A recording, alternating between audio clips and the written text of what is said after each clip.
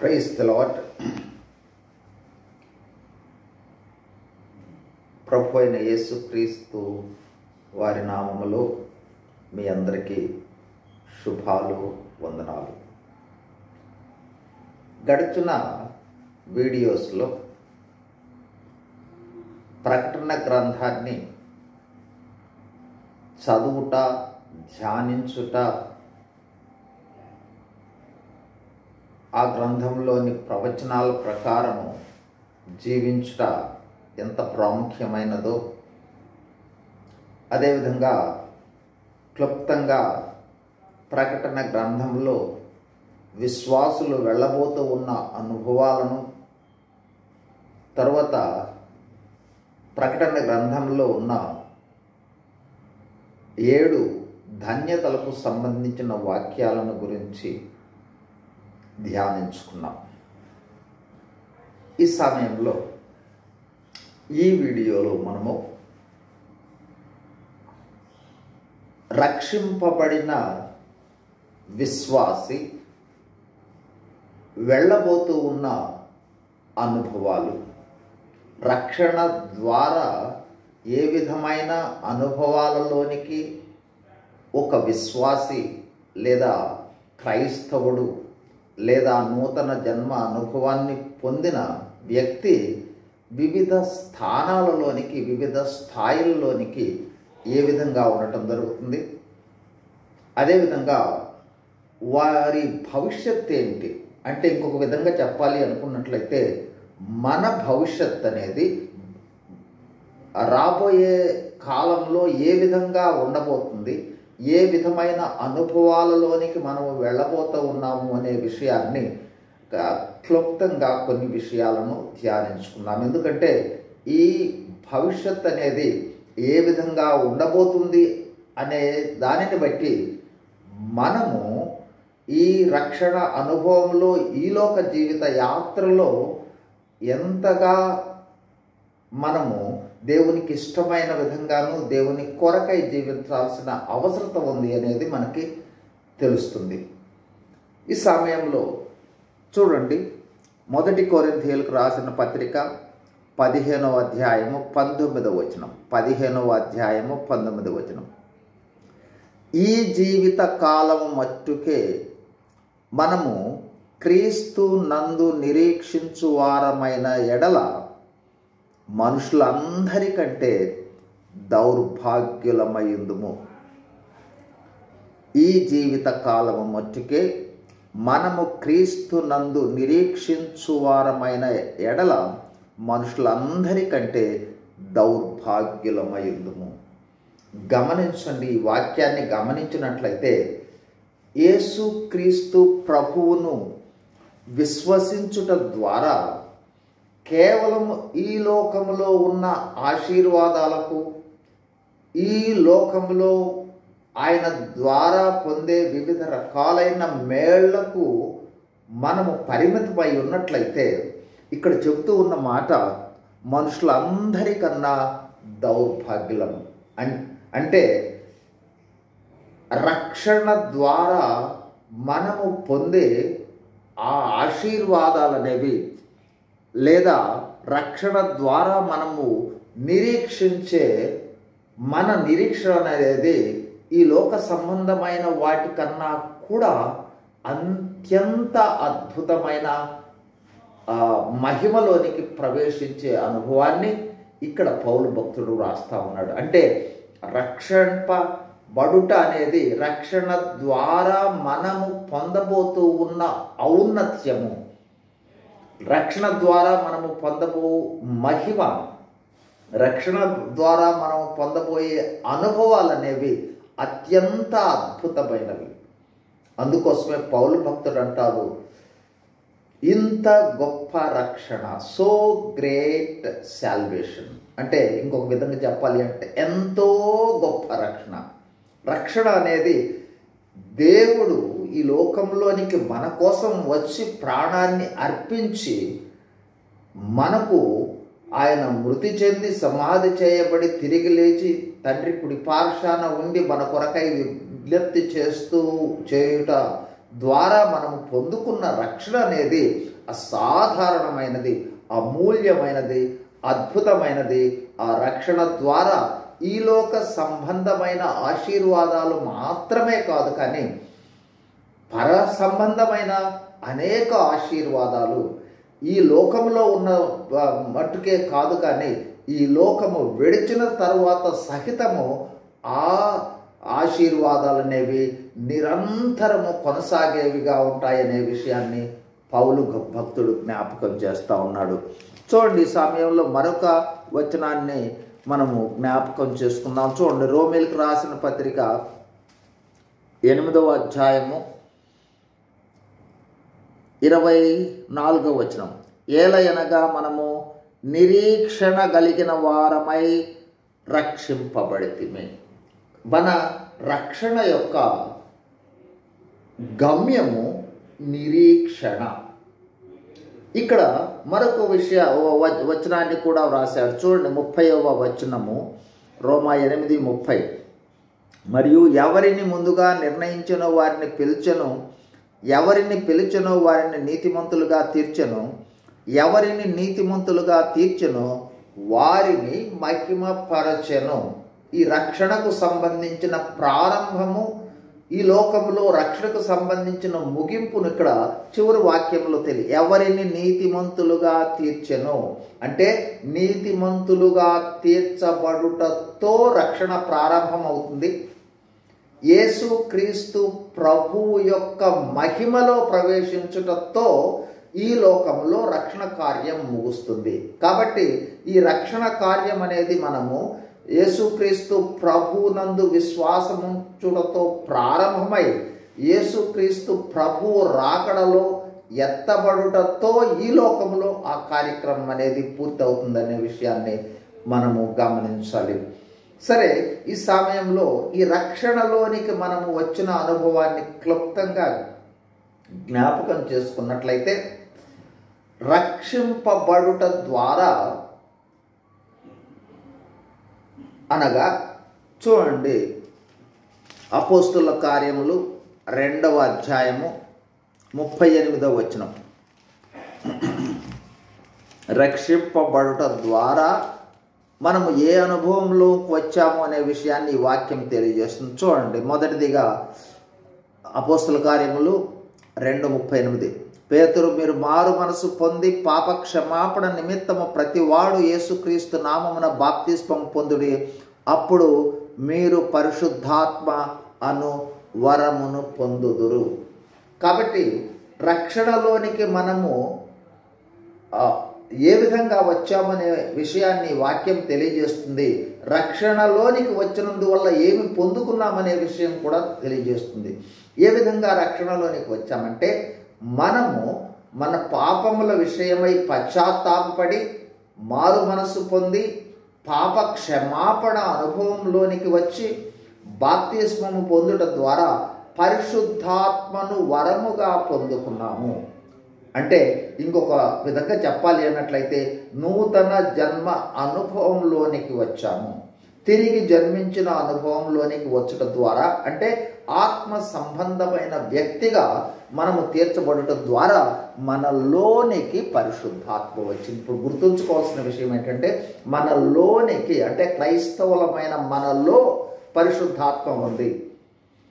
క్రైస్తవులమైన మనలో క్రీస్తు యొక్క ఆత్మ ఉంది. అంటే యేసు ప్రభువుకు కలిగి ఉన్న ఆత్మే మనలో కూడా ఉంది.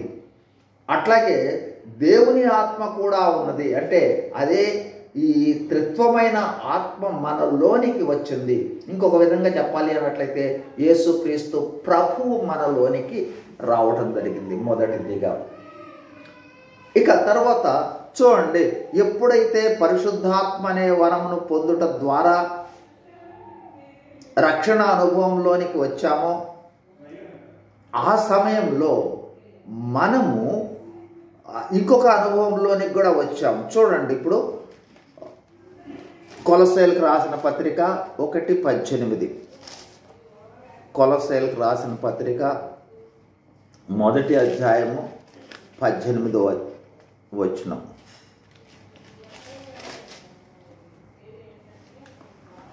సంఘము అను శరీరమునకు ఆయనే శిరస్సు. ఈ విషయాన్నే పౌలు భక్తుడు గలతీయులకు రాసిన పత్రిక 3:27లో అంటాడు, క్రీస్తులోనికి బాప్తిస్మము పొందిన. రక్షణతో క్రీస్తు మనలోనికి వచ్చాడు. ఆ రక్షణ పొందుట ద్వారా మనము ఆ బాప్తిస్మము దేనిలోనికి వచ్చాము? క్రీస్తులోనికి బాప్తిస్మము పొందిన మీరందరూ క్రీస్తును ధరించుకొని ఉన్నారు అంటాడు పౌలు భక్తుడు గలతీయులకు రాసిన పత్రిక 3:27లో. అంటే యేసుక్రీస్తు మనలోనికి వచ్చాడు, మనము యేసుక్రీస్తులోనికి వెళ్ళాము. అనగా సంఘం అనేది ఆయన యొక్క శరీరము. ఆ సంఘానికి శిరస్సు యేసుక్రీస్తు ప్రభువు. కావున మనము సంఘములోనికి వచ్చాము. కాబట్టి ఇప్పుడు చూడండి, విశ్వాసులమైన మనకున్న ఆధిక్యత, మనలో యేసుక్రీస్తు ఉన్నాడు, మనము క్రీస్తులో ఉన్నాము. కాబట్టి ఈ అనుభవంలోనికి, మనము రక్షణలోనికి వచ్చిన అనుభవంలో ఈ విధమైన అనుభవాలు అంటే యేసుక్రీస్తును కలిగి ఉన్నాము, యేసుక్రీస్తులో భద్రతను కలిగి ఉన్నాము, ఆయన సంఘంలో ఉన్నాము. ఈ విధంగా రక్షింపబడిన వారికి ఉన్న నిరీక్షణ, దీనినే శుభప్రదమైన నిరీక్షణ అని తీతు పత్రికలో రాయబడి ఉంది. ఏమిటి ఆ నిరీక్షణ అంటే చూడండి, హెబ్రీయులకు రాసిన పత్రిక 9వ అధ్యాయం 28వ వచనం, అలాగుననే క్రీస్తు కూడా అనేకుల పాపములను భరించుటకు ఒక్కసారి అర్పింపబడి తన కొరకు కనిపెట్టుకొనియుండు వారి రక్షణ నిమిత్తము పాపము లేకుండా రెండవసారి ప్రత్యక్షమగును. యేసుక్రీస్తు ప్రభు మొదటిసారి వచ్చి పాప ప్రాయశ్చిత్త కార్యము చేసి లోక పాపముల కొరకై కల్వరి శిలువలో మృతి పొంది సమాధి చేయబడి తిరిగి లేచి రక్షణ భాగ్యాన్ని ఇచ్చిన తరువాత ఆ సువార్తను విశ్వసించడం ద్వారా రక్షణలోనికి వచ్చిన వారి కొరకై రెండవసారి రాబోతూ ఉన్నాడు. దీన్నే రెండవ రాకడ అంటాం. ఈ రెండవసారి రాబోతూ ఉన్న ఆ రాకడ కొరకు ఇక్కడ వ్రాయబడింది చూడండి, తన కొరకు కనిపెట్టుకుని ఉండు వారి రక్షణ నిమిత్తము పాపము లేకుండా రెండవసారి ప్రత్యక్షమగును. అంటే ఆయన రాకడలో, అంటే రెండవ రాకడలో ఎత్తబడుటతో ఈ రక్షణ కార్యము ఈ లోకంలో సంపూర్ణమవుతుంది. కాబట్టి మనము నిరీక్షణ కలిగిన వారమై రక్షింపబడ్డాము. మన నిరీక్షణ కేవలము ఇహలోక సంబంధమైనది మాత్రమే కాదు, మన నిరీక్షణ శుభప్రదమైన నిరీక్షణ. ఏమిటి ఆ శుభప్రదమైన నిరీక్షణ అంటే యేసుక్రీస్తు ప్రభువు రక్షింపబడిన మన కొరకై, లేదా ఆయన సంఘము అయిన ఆయన శరీరము కొరకై రెండవసారి రాబోతూ ఉన్నాడు. కాబట్టి ఈ రక్షణ ద్వారా ప్రియమైన సహోదరి సహోదరులారా, క్రైస్తవులమైన మనము, లేదా విశ్వాసులమైన మనము, లేదా రక్షింపబడిన మనము, నూతన జన్మ అనుభవం కలిగిన మనము, అనగా ఈ అనుభవంలో రక్షింపబడిన మనము ఈ లోకములో దేవుని వాక్య ప్రకారము జీవిస్తూ ఆయన రాకడ కొరకై కనిపెట్టుకునే ఆ నిరీక్షణ కలిగిన వారమై ఉన్నాం. కాబట్టి చూడండి, ఇప్పుడు మన యొక్క ఉనికిని జ్ఞాపకం చేసుకుంటా ఉన్నాం. ఈ సమయంలో మనము రక్షింపబడిన మనం పొందబోతూ ఉన్న ఆధిక్యతలను ఈ వీడియోలో మనం చూడబోతా ఉన్నాం. మొదటిదిగా, రక్షణ అనుభవంలోనికి వచ్చుట తోడనే మనలోనికి పరిశుద్ధాత్మ ప్రవేశించింది. అదే దేవుని ఆత్మ, అదే క్రీస్తు ఆత్మ. కాబట్టి ఇంకొక విధంగా చెప్పాలి అన్నట్లయితే క్రీస్తు మనలోనికి వచ్చాడు రక్షణ అనుభవం ద్వారా. ఆ తర్వాత రెండవదిగా ఆయన సంఘములోనికి, అనగా ఆయన శరీరం అనే సంఘములోనికి మనము చేర్చబడ్డాము. కాబట్టి ఇది రెండవ అనుభవం. అంటే మనము క్రీస్తులో ఉన్నాము, మనలో క్రీస్తున్నాడు. ఆ సంఘము కొరకై లేదా రక్షింపబడిన మన కొరకై యేసుక్రీస్తు ప్రభు రాబోతూ ఉన్నాడు. ఆయన వచ్చిన సమయంలో మనలను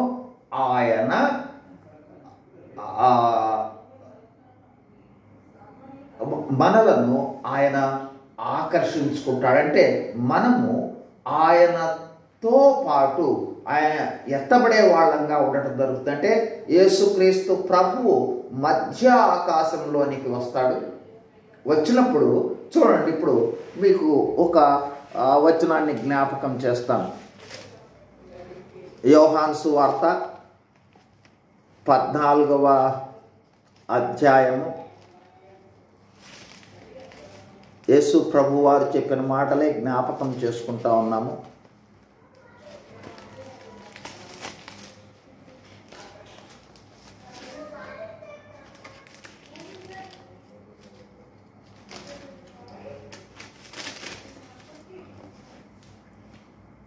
రెండు మూడు వచనాలు. నా తండ్రి ఇంట అనేక నివాసములు కలవు, లేని ఎడల మీతో చెప్పుదును. మీకు స్థలము సిద్ధపరచ వెళుచున్నాను. నేను వెళ్ళి మీకు స్థలము సిద్ధపరచిన ఎడల నేనుండు స్థలములో మీరును ఉండులాగున మరలా వచ్చి నా వద్ద ఉండుటకు మిమ్మును తీసుకొని పోదును. అంటే యేసుక్రీస్తు ప్రభువు మధ్య ఆకాశంలో రాబోతా ఉన్నాడు. దానినే రహస్య రాకడ అంటారు. ఆ రహస్య రాకడలో మనము మార్పు చెందుతాము. ఏ విధంగా మార్పు చెందుతాము అనే విషయాన్ని యోహాను భక్తుడు రాస్తాడు. చూడండి, మొదటి యోహాను రాసిన మొదటి పత్రిక 3వ అధ్యాయము 2వ వచనం. ప్రియులారా, ఇప్పుడు మనము దేవుని పిల్లలమై ఉన్నాము. మనమిక ఏమవుదుమో ఇంకా ప్రత్యక్షపరచబడలేదు, కానీ ఆయన ప్రత్యక్షమైనప్పుడు ఆయన ఉన్నట్లుగానే ఆయనను చూతుము గనుక ఆయనను పోలి ఉందుము. కాబట్టి మనము ఎత్తబడతాము, మనము రూపాంతరం చెందుతాము. యేసుక్రీస్తు ప్రభువు వలె మార్పు చెంది మధ్య ఆకాశంలోనికి మేఘముల మీద కొనిపోబడతాము అని పౌలు భక్తుడు తెస్సలోనికైలకు రాసిన పత్రిక 4వ అధ్యాయము 16-17 వచనాల్లో రాశాడు. చూడండి, ఆర్భాటంతోనూ ప్రధాన దూత శబ్దంతోనూ దేవుని బూరతోనూ పరలోకము నుండి ప్రభువు దిగివచ్చును. క్రీస్తు నందుండి మృతులైన వారు మొదట లేతురు. ఆ మీదట సజీవులమై నిలిచి ఉండు మనము వారితో కూడా ఏకముగా ప్రభువును ఎదుర్కొనుటకు ఆకాశ మండలమునకు మేఘముల మీద కొనిపోబడదుము. కాగా మనము సదాకాలము ప్రభువుతో కూడా ఉండుము. గమనించండి, రక్షింపబడిన మనము ఒకానొక సమయం రాబోతా ఉంది. యేసు ప్రభు మధ్య ఆకాశంలోనికి రాబోతా ఉన్నాడు. ఆ మధ్య ఆకాశంలోనికి వచ్చిన సమయంలో యేసుక్రీస్తు నందు మృతులైన వారు మొదట లేస్తారు. ఆ తర్వాత సజీవులమై ఉన్న మనము కూడా లేపబడతాము, మనము కూడా ఎత్తబడతాము. ఏ విధంగా రూపాంతరం చెందుతాము? యేసుక్రీస్తు ప్రభు ఏ విధంగా ఉన్నాడో ఆ మహిమా శరీరాలను ధరించుకొని మధ్య ఆకాశంలోనికి మనము తీసుకుని వెళ్ళబడతాము. దేని మీద? మేఘముల మీద వెళతాం. మధ్య ఆకాశం అంటే మనము ఈ లోకములో ఈ యేసు ప్రభు రాకడ వచ్చినప్పుడు మనం అందరం, అంటే ఈ లోకములో జీవించే జీవితము పూర్తి అవుతుంది. ఆ తర్వాత జీవితం స్టార్ట్ అవుతుంది. ఎక్కడికి వెళ్తాము? మధ్య ఆకాశంలోనికి. యేసుక్రీస్తు ప్రభువు రూపాన్ని కలిగి, మహిమా దేహాన్ని కలిగి మనము మధ్య ఆకాశంలోనికి వెళ్తాం. ఈ మధ్య ఆకాశంలోనికి వెళ్ళే ఆ సందర్భాన్ని పౌలు భక్తుడు రాస్తాడు. చూడండి, తెస్సలోనికైలకు రాసిన పత్రిక 1వ అధ్యాయంలోనే 10వ వచనంలో ఒక భాగాన్ని చదువుతున్నాను. 10వ వచనంలో ఒక భాగం, దేవుడు మృతులలో నుండి లేపిన యేసు అనగా రాబో ఉగ్రత నుండి మనల్ని తప్పించుచున్న ఆయన కుమారుడైన యేసు పరలోకం నుండి వచ్చునని ఎదురు చూచుటకును మీరు ఎలాగో దేవుని వైపుకు తిరుగుతురో ఆ సంగతి వారే తెలియజేయుచున్నారు. చూడండి, అంటే మనము ఎత్తబడుతున్నాము అంటే దాని ఉద్దేశం ఏంటంటే రాబోయే ఉగ్రత నుండి తప్పించబడతా ఉన్నాము.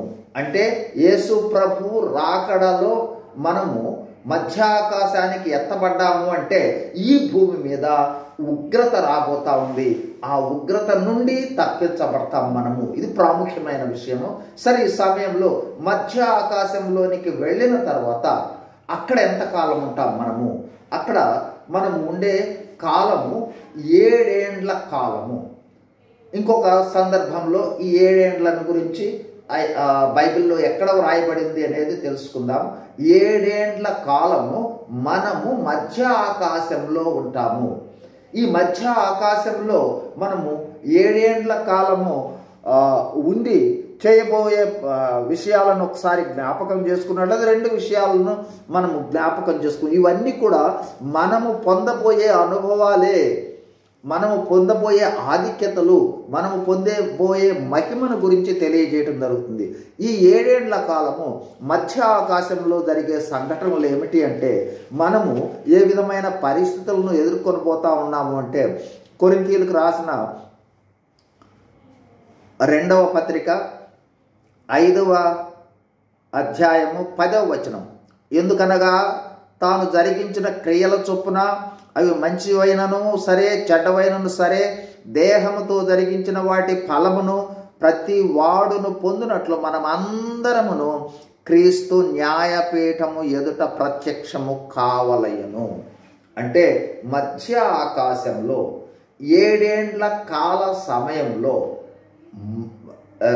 ఎత్తబడిన వారందరూ, రక్షింపబడిన వారందరూ లేదా సంఘములో ఉన్న వాళ్ళందరూ కూడా క్రీస్తు న్యాయపీఠము ఎదుటకు వెళ్ళాలి. ఆ న్యాయపీఠము ఎదుట దేనికి వెళ్ళాలి అన్నట్లయితే చూడండి, తాను జరిగించిన క్రియల చొప్పున ఇవి మంచివైనను సరే చెడ్డవైన సరే దేహముతో జరిగించిన వాటి ఫలము ప్రతివాడు పొందునట్లు. కాబట్టి ఈ లోకంలో రక్షింపబడక పూర్వము యేసుక్రీస్తు ప్రభువు మన పాపాలన్నింటినీ కూడా తన రక్తము చేత కడిగి మనలను నీతిమంతులుగా తీర్చాడు.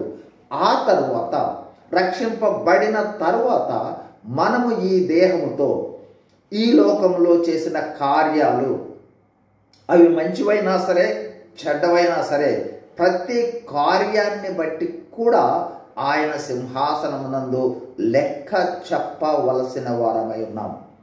గమనించండి, మనం యొక్క ప్రతి మాట విషయంలో కూడా లెక్క అప్పచెప్పవలసిన వాళ్ళం ఉన్నాము.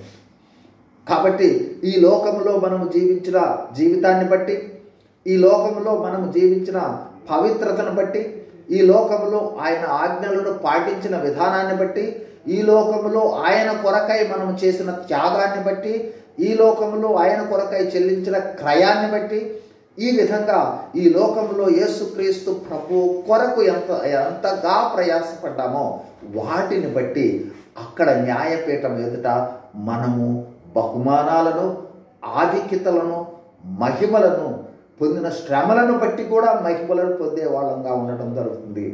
ఇది మొదటిదిగా, అంటే 7 ఏండ్ల కాలంలో అక్కడ జరిగే, అంటే విశ్వాసులమైన మనము ఎత్తబడిన అనుభవంలో ఉన్నాము అని అనుకొని మనం ప్రారంభించి కంటిన్యూ చేస్తూ ఉన్నాడు. మనము ఎక్కడుంటాము? మధ్య ఆకాశంలోనికి వెళ్తాము. క్రీస్తు న్యాయపీఠం ఎదుట మనం ఈ లోకంలో రక్షింపబడిన తర్వాత జీవించిన జీవితానికి సంబంధించిన లెక్కలు అప్పజెప్పి మన క్రియలకు సంబంధించిన ప్రతిఫలాన్ని మనము అక్కడ పొందుకునే వాళ్ళంగా ఉండటం జరుగుతుంది. మొదటిది. రెండవది మధ్యాకాశంలో జరిగే మరొక సంఘటన చూడండి. ప్రకటన గ్రంథము 19వ అధ్యాయం. ప్రకటన గ్రంథము 19వ అధ్యాయము 6-7 వచనాలు. అప్పుడు గొప్ప జనసమూహపు శబ్దమును, విస్తారమైన జలముల శబ్దమును, బలమైన ఉరుముల శబ్దమును పోలిన ఒక స్వరము, సర్వాధికారియు ప్రభువునగు మన దేవుడును ఏలుచున్నాడు, ఆయనను స్తుతించుడి, గొర్రె పిల్ల వివాహోత్సవ సమయము వచ్చినది, ఆయన భార్య తను తాను సిద్ధపరచుకొని ఉన్నది కనుక మనము సంతోషపడి ఉత్సహించి ఆయనను మహిమపరచెదమని చెప్పగా వింటిని. గమనించారా? అక్కడ యేసు ప్రభువుతో పాటు ఈ ఒకటి లెక్క అప్పజెప్పే వాళ్ళంగా ఉండటం జరుగుతుంది, ఆయనతో పాటు సద్దు వసూంచే వాళ్ళంగా ఉండటం జరుగుతుంది. అంతకు మించి గొర్రెపిల్ల వివాహములో మనము ఆయనతో పాటు సంతోషించే వాళ్ళముగా ఉంటాము. కాబట్టి ఈ మధ్య ఆకాశంలో మనము ఆ 7 ఏండ్ల కాలము దేవుని సన్నిధిలో సంతోషించే వాళ్ళముగా, దేవునికి లెక్క అప్పచెప్పే వాళ్ళంగా, గొర్రెపిల్ల వివాహంలో సంతోషించే అనుభవంలో ఉండటం జరుగుతుంది. మరి ఆ 7 ఏండ్ల కాలంలో మనము ఎత్తబడ్డాము కదా. మరి భూమి మీద కూడా 7 ఏండ్ల కాలము శ్రమలు ఉంటాయి. ఆ శ్రమలు, దాన్నే ఇంతకు పూర్వం అన్నాం, ఎత్తబడ్డ వాళ్ళు ఉగ్రత నుండి తప్పించబడతారు, దేవుని ఉగ్రత పోయబడుతుంది. అట్లాగే అంతిమ క్రీస్తు పరిపాలన కొనసాగుతుంది. అనేక రకాలైన శ్రమలు. ఈ శ్రమల 7 ఏండ్ల కాలాన్ని 2 భాగాలుగా విభజించినట్లయితే, మొదటి భాగము మొదటి 3.5 సంవత్సరాల శ్రమలు అంటారు. రెండవ 3.5 సంవత్సరాల శ్రమలను మహాశ్రమలు అంటారు. కాబట్టి మొత్తము 7 ఏండ్ల కాలము శ్రమలు ఈ లోకంలో ఉండటం జరుగుతుంది. ఈ విషయాన్ని ఇంతకుముందు జ్ఞాపకం చేశాను నేను. ప్రకటన గ్రంథము 6వ అధ్యాయం నుండి 11వ వచనం వరకు మొదటి 3.5 కాల శ్రమలు తెలియజేస్తుంది. 12వ అధ్యాయం నుండి 18వ అధ్యాయం వరకు మహాశ్రమలు ఈ లోకంలో ఉండటం జరుగుతుంది. ఇక 7 ఏండ్ల కాలము గొర్రెపిల్ల వివాహము అయిన తర్వాత మనం ఎక్కడున్నాము? మధ్య ఆకాశంలో ఉన్నాం. కాబట్టి మధ్య ఆకాశంలో నుండి 7 ఏండ్ల తర్వాత, అంటే రహస్య రాకడ. ఇంతకు పూర్వం చెప్పింది యేసు ప్రభు మధ్య ఆకాశంలోనికి వచ్చిన దాన్ని రహస్య రాకడ అంటారు, లేదా ఆగమనం అని కూడా అంటారు. ఆ రహస్య రాకడలో యేసు ప్రభువును కేవలము ఎత్తబడిన వారు మాత్రమే, రాకడలో ఎత్తబడిన అనుభవంలో ఉన్నవాళ్ళు మాత్రమే యేసు ప్రభువును చూడటం జరుగుతుంది. అయితే 7 ఏండ్ల కాలము తరువాత యేసు ప్రభువు సంఘాన్ని వెంటబెట్టుకొని తన పరివారం అంతటితో కలిసి మధ్య ఆకాశంలో నుండి భూమి మీదకు వస్తాడు. అంటే భూమి మీద ఒలీవల కొండ మీదకు రావడం జరుగుతుంది. దీనిని అంటే 7 ఏండ్ల తర్వాత, అంటే మధ్య ఆకాశం నుండి క్రిందకు వచ్చే భూమి మీదకు వచ్చే సమయాన్ని, దీన్ని కూడా 2వ రాకడే అంటారు. కానీ 2వ రాకడలో ఇది 2వ భాగము. ఇంకొక విధంగా చెప్పాలి అన్నట్లయితే దీన్ని బహిరంగ రాకడ అంటారు. ఎందుకంటే భూమి మీదకు వచ్చినప్పుడు అందరూ చూస్తారు. మధ్య ఆకాశంలో వచ్చినప్పుడు ఎత్తబడిన వాళ్ళు మాత్రమే చూడటం జరుగుతుంది. భూమి మీదకు వచ్చినప్పుడు ప్రతి ఒక్కరు కూడా చూడటం జరుగుతుంది. కావున దీన్ని బహిరంగ రాకడ అంటారు, లేదా ప్రత్యక్షత అని కూడా అంటారు. కాబట్టి రెండవదిగా బహిరంగ రాకడ, రహస్య రాకడ, బహిరంగ రాకడ. కాబట్టి ఈ 7 ఏండ్ల అంటే 7 ఏండ్ల శ్రమల కాలము తరువాత యేసు ప్రభు సంఘముతో కలిసి వస్తాడు. ఈ విషయాన్ని చూడండి, ప్రకటన గ్రంథంలోనే 19వ అధ్యాయం 19వ అధ్యాయము 11 నుండి 13 వచనాల వరకు చదువుతాను, గమనించండి. మరియు పరలోకము తెరవబడి ఉండుట చూచి తిని, అప్పుడు ఇదిగో తెల్లని గుర్రం ఒకటి కనపడెను. దాని మీద కూర్చుని ఉన్నవాడు నమ్మకమైన వాడును సత్యవంతుడును నామము గలవాడు. ఆయన నీతిని బట్టి విమర్శ చేయుచు యుద్ధము జరిగించుచున్నాడు. ఆయన నేత్రములు అగ్నిజ్వాల వంటివి. ఆయన శిరస్సు మీద అనేక కిరీటములుండెను. వ్రాయబడిన ఒక నామము ఆయనకు కలదు, అది ఆయనకే కానీ మరి ఎవరికి తెలియదు. రక్తములో ముంచబడిన వస్త్రము ఆయన ధరించుకుని ఉండెను, మరియు దేవుని వాక్యమును నామము ఆయనకు పెట్టుబడి ఉండెను. అంటే యేసుక్రీస్తు ప్రభువు ఈ తెల్లని గుర్రము మీద అనేక కిరీటాలను తీసుకుని వస్తూ ఉన్న సందర్భాన్ని చూపిస్తూ ఉన్నాడు భూలోకం మీదకి. అట్లాగే 14వ వచనం చూడండి. పరలోకమందున్న సేనలు అనగా మనము, రక్షింపబడిన మనము శుభ్రమైన తెల్లని నార వస్త్రం ధరించుకొని తెల్లని గుర్రములనెక్కి ఆయనను వెంబడించుచుండిరి. కాబట్టి ఆయనను వెంబడించి మధ్యాకాశంలో నుండి నీవు నేను మనందరం కూడా మహిమా శరీరాలను ధరించుకొని యేసుక్రీస్తు ప్రభువుతో పాటు మనము ఈ భూమి మీదకు రావటం జరుగుతుంది. చూడండి ఎంత అద్భుతమైన అనుభవంలోనికి వెళ్ళబోతున్నామో. అంటే యేసుక్రీస్తు మనలోనికి వచ్చాడు, మనము యేసుక్రీస్తులోనికి వచ్చాము. ఆ తర్వాత యేసుక్రీస్తు ప్రభు వచ్చినప్పుడు మనము ఆయన వలె మహిమా శరీరాలు ధరించుకొని మధ్యాకాశంలో ఆయనతో పాటు 7 ఏళ్ల కాలం ఉంటాము. ఆ తర్వాత మహిమా శరీరాలు ధరించుకొని తెల్లని వస్త్రాలు ధరించుకొని మనము కూడా ఆయనతో పాటు ఈ భూమి మీదకు రావడం జరుగుతుంది. ఆ విషయాన్నే చూడండి జకర్యా గ్రంథంలో తెలియజేయడం జరిగింది. చూడండి జకర్యా గ్రంథము 14వ అధ్యాయము 4వ వచనం. ఆ దినమున యెరూషలేము ఎదుట తూర్పు తట్టుననున్న ఒలీవా కొండ మీద ఆయన పాదములుంచగా, ఒలీవా కొండ తూర్పు తట్టుకును పడమటి తట్టుకును నడిపికి విడిపోయి సగము కొండ ఉత్తరపు తట్టునకును సగము కొండ దక్షిణపు తట్టునకు జరుగును కనుక విశాలమైన లోయ ఏర్పడును. గమనించండి, ఈ వాక్య భాగాన్ని గమనించినట్లయితే యేసు ప్రభువు యొక్క రెండవ రాకడలో బహిరంగ రాకడ అంటే రహస్య రాకడ తర్వాత 7 ఏండ్ల శ్రమల కాలం అయిన తర్వాత యేసుక్రీస్తు ప్రభువు సంఘాన్ని వెంట పెట్టుకొని ఈ లోకంలోనికి ఒలీవల కొండ మీదకు రావడం జరుగుతుంది. దీనిని ఏమంటారు? బహిరంగ రాకడ అంటారు. లేదా దీన్ని ప్రత్యక్షత అని కూడా అంటారు. ఎందుకంటే ఆ 7 ఏండ్ల కాలం తర్వాత యేసు ప్రభు రావడాన్ని అందరూ చూచేవాళ్ళుగా ఉండటం జరుగుతుంది. చూడండి, ఆ విషయాన్నే మీకు మనకి 2 చోట్ల మీ గమనంలోకి తీసుకొస్తాను. మత్తయి సువార్త 24వ అధ్యాయం, మత్తయి సువార్త 24వ అధ్యాయం 30వ వచనం. అప్పుడు మనుష్య కుమారుని సూచన ఆకాశమందు కనబడును.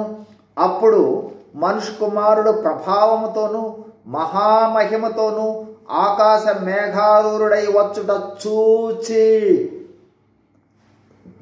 గుర్తుంచుకోవాల్సిన ప్రాముఖ్యమైన మాట చూచి అంటే ప్రజలందరూ చూస్తారు.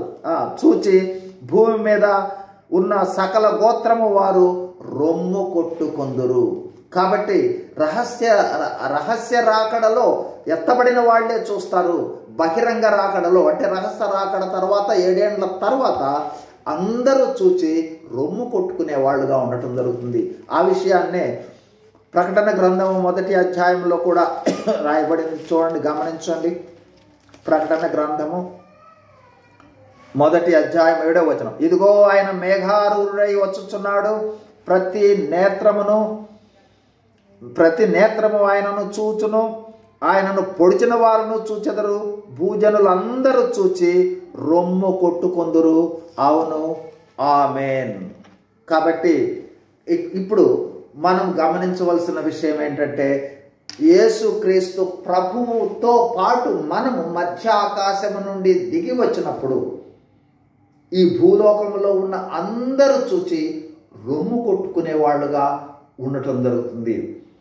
ఆ సమయంలో భూలోకంలో జరిగే సంఘటనలు, సందర్భాలని ముందు ముందు వీడియోల్లో మనం చూద్దాం.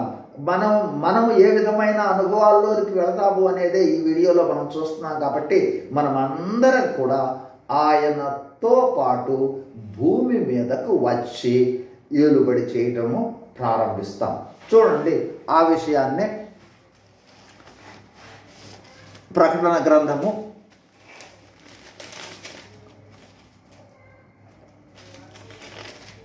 20వ అధ్యాయం. ప్రకటన గ్రంథము 20వ అధ్యాయం 4 నుండి 6 వరకు. అంతటా సింహాసనము చూచి తిని, వాటి మీద ఆసులై నుండి వారి విమర్శ చేయుటకు అధికారం ఇవ్వబడెను. మరియు క్రూరముకైనను దాని ప్రతిమకు నమస్కారము చేయక తమ నొసళ్ళ యందు గాని చేతుల యందు గాని దాని ముద్ర వేయించుకొనని వారిని యేసు విషయమై తామిచ్చిన సాక్ష్యము నిమిత్తము దేవుని వాక్యము నిమిత్తము శిరచ్ఛేదనము చేయబడిన వారి ఆత్మను చూచిని వారు బ్రతికిన వారై 1000 సంవత్సరములు క్రీస్తుతో కూడా రాజ్యము చేసిరి. ఆ 1000 సంవత్సరములు గడుచు వరకు కడమ మృతులు బ్రతకలేదు. ఇదే మొదటి పునరుద్ధానము. ఈ మొదటి పునరుద్ధానములో పాలుగల వాళ్ళు ధన్యులు, పరిశుద్ధులై ఉందురు. ఇట్టి వారి మీద రెండవ మరణమునకు అధికారం లేదు. వీరు అనగా మనము దేవునికిని క్రీస్తుకును యాజకులై క్రీస్తుతో కూడా 1000 సంవత్సరాలు రాజ్యము చేయుదురు. కాబట్టి భూమి మీదకు వచ్చిన తర్వాత యేసుక్రీస్తు ప్రభువుతో పాటు 1000 ఏండ్ల కాలము మనము యాజకులుగాను యేసుక్రీస్తు ప్రభువుతో పాటు 1000 ఏండ్ల పాలనలో భాగస్వాములుగా ఉండటం అనేది జరుగుతుంది. చూడండి, ఎంత గొప్ప ఆధిక్యత లోకంలో. 1000 ఏండ్ల పాలనలో మనము యేసుక్రీస్తు ప్రభువుకు యాజకులుగా ఉంటాము. మరొకటి ఏంటంటే ఆయనతో పాటు ఏలుబడి చేసేవాళ్ళుగా, పరిపాలించే వాళ్ళుగా ఉండటం జరుగుతుంది. ఆ విషయాన్నే జకర్యా గ్రంథంలో కూడా రాశారు. చూడండి, 9వ వచనం. యెహోవా సర్వలోకమునకు రాజయ్యుండును. ఆ దినముల్లో యెహోవా ఒక్కడే అనియు ఆయనకు పేరు ఒక్కటే అనియు తెలియబడును. కాబట్టి యెహోవా ఆయన సర్వలోకమునకు ఏలుబడి ఉండి ఆ ఒలీవల కొండ యెరూషలేముని కేంద్రముగా చేసుకుని 1000 ఏండ్ల పరిపాలన చేయటం జరుగుతుంది. ఆ 1000 ఏండ్ల పరిపాలనలో నీవు నేను రక్షింపబడిన మనం అందరం కూడా యాజకులుగాను ఏలుబడి చేసేవాళ్ళుగా ఉండటం జరుగుతుంది. కాబట్టి ఇప్పుడు ఎత్తబడి 7 ఏండ్ల కాలము యేసుక్రీస్తు ప్రభువుతో ఉంటాం మనము. ఆ తర్వాత భూమి మీదకి వచ్చి 1000 ఏండ్ల కాలము 1000 ఏండ్ల కాలము ఏలుబడి చేసేవాళ్ళుగా ఉండటం జరుగుతుంది. ఇక ఆ తర్వాత 1000 ఏండ్ల తర్వాత మనం ఏమి కాబోతా ఉన్నాం చూడండి. ఆ విషయాన్ని 21వ ప్రకటన గ్రంథం 21వ అధ్యాయం 21 మొదటి 2 వచనాలు. అంతటా నేను క్రొత్త ఆకాశమును క్రొత్త భూమిని చూచి తిని, మొదట ఆకాశమును మొదటి భూమియు గతించిపోయెను, సముద్రమును ఇక లేదు. మరియు నేను నూతనమైన యెరూషలేమును ఆ పరిశుద్ధ పట్టణము తన భర్త కొరకు అలంకరింపబడిన పెండ్లి కుమార్తె వలె సిద్ధపడి పరలోకమందున్న దేవుని యొద్ద నుండి దిగి వచ్చుట చూచి తిని.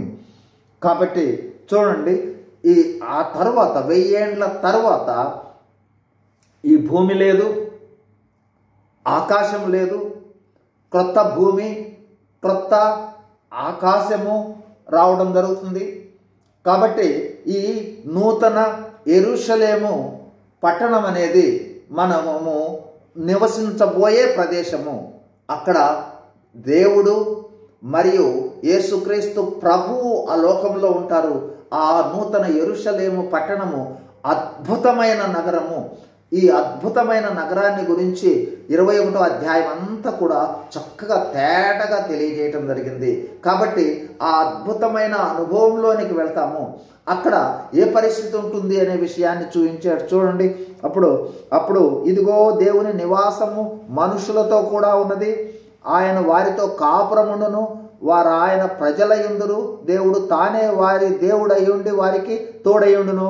ఆయన వారి కన్నుల ప్రతి బాష్ప బిందువును తుడిచివేయను.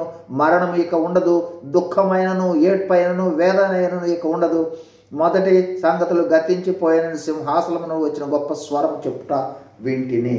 కాబట్టి ఆ తర్వాత అంటే 1000 ఏండ్ల పరిపాలన తర్వాత నూతన ఆకాశము, నూతన భూమి, అట్లాగే నూతన యెరూషలేము. ఆ నూతన యెరూషలేము మనము నివసించబోతూ ఉన్న ఆ పట్టణానికి సాదృశ్యంగా ఉండటం జరుగుతుంది. అందులో నివాసం చేసేవాళ్ళంగా ఉండటం జరుగుతుంది. అంటే 21, 22 అధ్యాయాలు నిత్యత్వాన్ని గురించి తెలియజేయటం జరుగుతుంది. నిత్యత్వం అంటే 1000 ఏండ్ల పాలన తర్వాత ఇక ఎటర్నిటీ, నో ఎండ్, ఇక టైం చెప్పడానికి లేదు. అనంతము కంటిన్యూస్గా దేవునితో ఉండే అనుభవం. అదే విషయాన్నే 22వ అధ్యాయంలో కూడా చెప్పబడింది. 22వ అధ్యాయము సంపూర్ణంగా పరలోక దర్శనాన్ని గురించి తెలియజేయటం జరుగుతుంది. అక్కడ జీవజలమున నది ఉన్నట్లుగాను, జీవ వృక్షము ఉన్నట్లుగాను, అక్కడ దేవునికి సింహాసనము, యేసుక్రీస్తు ప్రభు యొక్క సింహాసనం కూడా ఉండటం జరుగుతుంది. అక్కడ మనము చూడు 4, 5 వచనాలను చదువుకున్నట్లయితే, ఆయన దాసులు అనగా మనము ఆయనను సేవించుచు ఆయన ముఖ దర్శనము చేయుచుందురు. ఆయన నామము వారి నొసళ్ళ యందుండును. రాత్రికి ఎన్నడూ ఉండదు. దీపకాంతి అయిన సూర్యకాంతి అయిన వారికి అక్కర్లేదు. దేవుడైన ప్రభువే వారి మీద ప్రకాశించును. వారు యుగ యుగములు రాజ్యం చేయుదురు. కాబట్టి ఎటర్నిటీ, నిత్యత్వంలో మనము రాజ్యం చేసే వాళ్ళంగా ఉండటం జరుగుతుంది.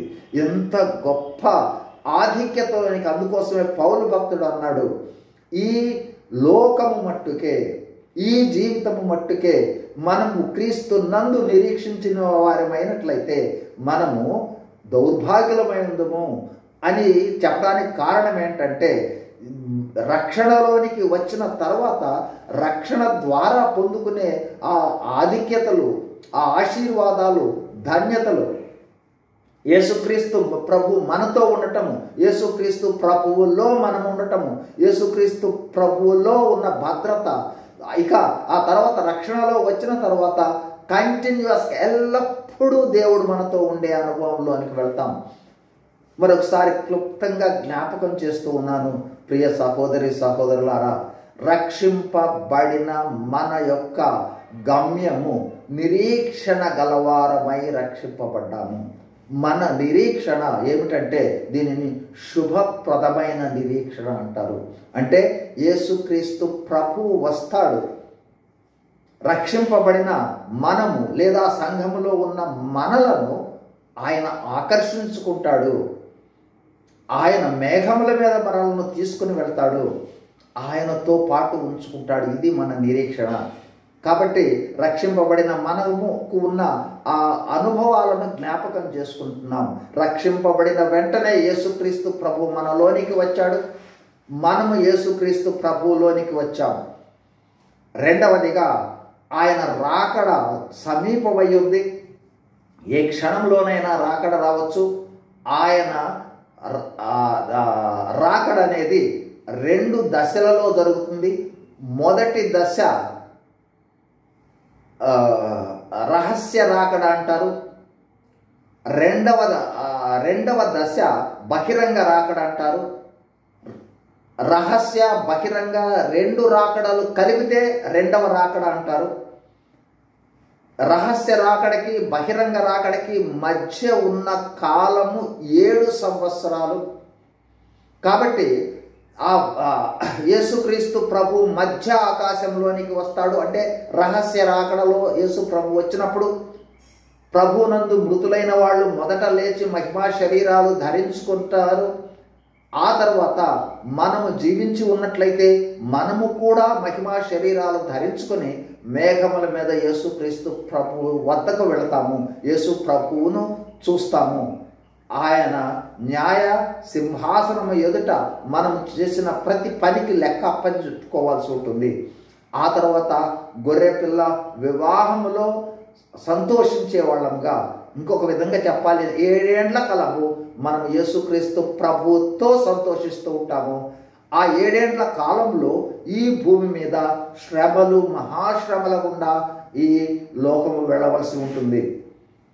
7 ఏండ్ల కాలము తర్వాత యేసు ప్రభువుతో పాటు మనమంతా కూడా భూమి మీదకు వస్తాము, అనగా ఒలీవల కొండ మీదకు వస్తాము.